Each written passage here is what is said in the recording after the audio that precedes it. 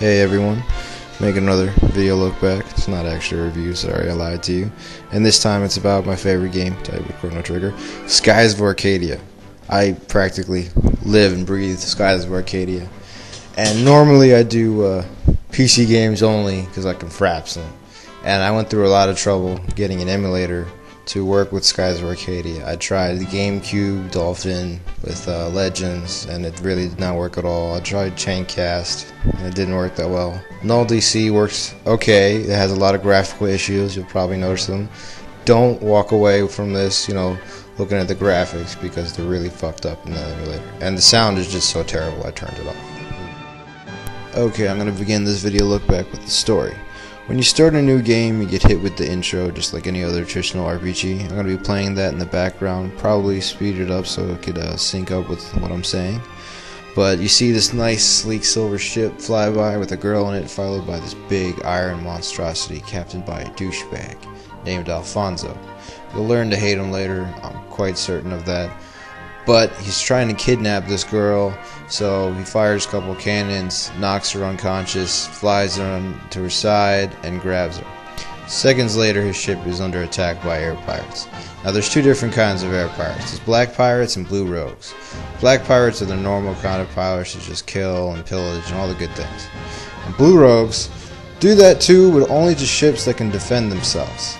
And also they try to help people out sometimes too. They're not like mean pirates. They're kind of like Robin Hood sort of pirates. And soon after, you're introduced to Vice, the main character, and his sidekick and childhood friend, Aika, where they kick some ass, and then you meet his dad and his crew and all that good stuff. I don't really want to go more into the story because I don't want to ruin anything, but it's a pretty epic and amazing story, and I definitely recommend it to anyone who likes JRPGs. Beautifully accenting the story is the great universe that Skies of Arcadia is set in. It is of course set in its own universe. It's a world made up of floating islands where everyone uses airships to get around. The main power, fuel, natural resource that everyone uses is moonstones, which, just like it sounds, are stones that fall off the moon. Actually, there's a ton of different moons in Skies of Arcadia. There's like one for each element: ice, fire, lightning, wind, water, green stuff. I don't know what the green moon's really supposed to signify other than plant life, I guess. And all the continents and islands represent the moon that they're under. For example, the continent under the purple moon, the ice moon, is like the Antarctica of Skies of Arcadia. The lands under the red moon are all desert lands, very hot and dry. The lands under the yellow moon are full of lightning, always dark. And the different moons play a very big part in the story, but like I said, I don't want to ruin anything, so just play it yourself and you'll figure it out. And of course, to get across all this great land, like I said before, everyone uses airships. So there is a huge focus on airships in this game. There is a ton of different airship designs.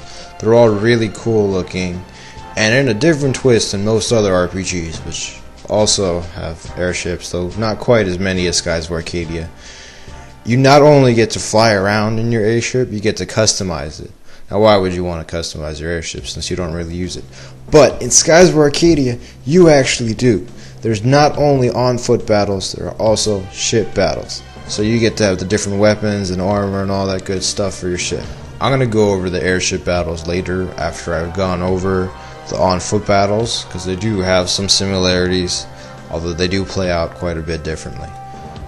Like most traditional RPGs, Skies of Arcadia uses random battles and turn-based battles.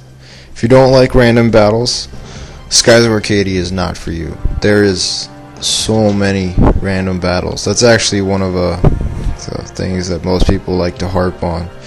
And I do kind of admit there are a few, one too many random battles, but it ends up not being that bad.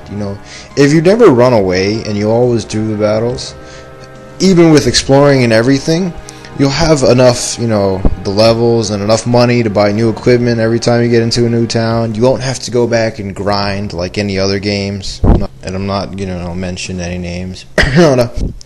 Like I was saying, they're turn-based battles. And a lot of the options you'll see in almost any other RPG. Run, items, guard, attack. Magic's a little different because there's the different moons. I only have Pyre and Sakri. Sakri heals. Pyre does fire damage to everyone.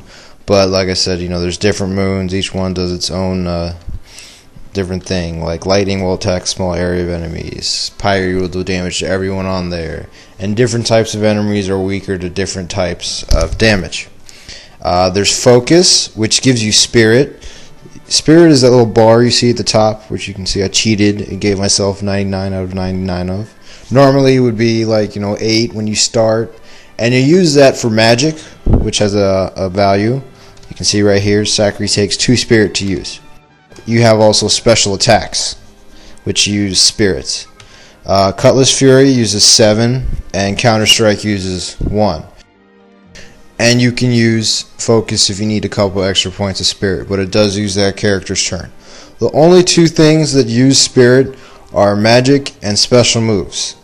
Special moves can do a lot of different things, and they're each kind of tailored to each character. Vice is more of an attacker, so most of his special moves have to do with attacking or defending. Fina is a big magic user and a healer, and her special moves have to do with healing. Fina's special moves all have to do with fire, so on and so forth. You get it.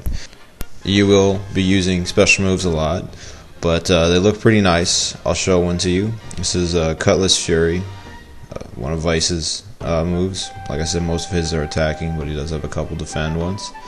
There is a way to skip the little cutscenes that come up when you do special moves, because you probably get bored after watching them 10 million times. So, you can skip them if you need. Also, one other thing is that whenever someone attacks, you have a chance of counter-attacking a normal attack, not a special attack. And also there are critical hits, just like any other RPG. One other thing that Skies of Arcadia did that was different than most other RPGs was that you could imbue your weapons with different elements. Like I said before, that different enemies are weaker against certain things. Green enemies, the enemies under the green moon are weaker to red, fire, most of it's pretty common sense. And your weapons, the main material they're made out of is moonstones, and you can have them react with other processed moonstones that you carry. You get them fairly quickly throughout the game. There's 7 different ones, 1 for each moon, and you can change them on the fly.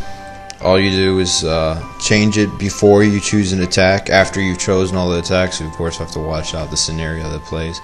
But during, you don't have to change it before battle or after a battle. You can do it during, just before, when you choose what to attack with. And it also decides the outcome of which one of your magic spells level up. If you have, the purple crystal in, then you get purple magic experience points at the end when you win the battle, and that's how you level up your magic. Each character can have any one of the 7 colors. You could have 3 of the same color or whatever. It's really good to vary them though, because it shares the magic experience point. If one person has purple, one person has yellow, and one green, everyone gets yellow, green, and purple. The person who has it equipped gets a little more, but still, it's a lot better than nothing. Alright, that's it for the first part. I had to break up this video look back into 2 parts. So I decided the first part would be the basics. That's what any JRPG could do. There was maybe a couple twists Skies of Arcadia put in, but nothing very special. The second part is where Skies of Arcadia really shines.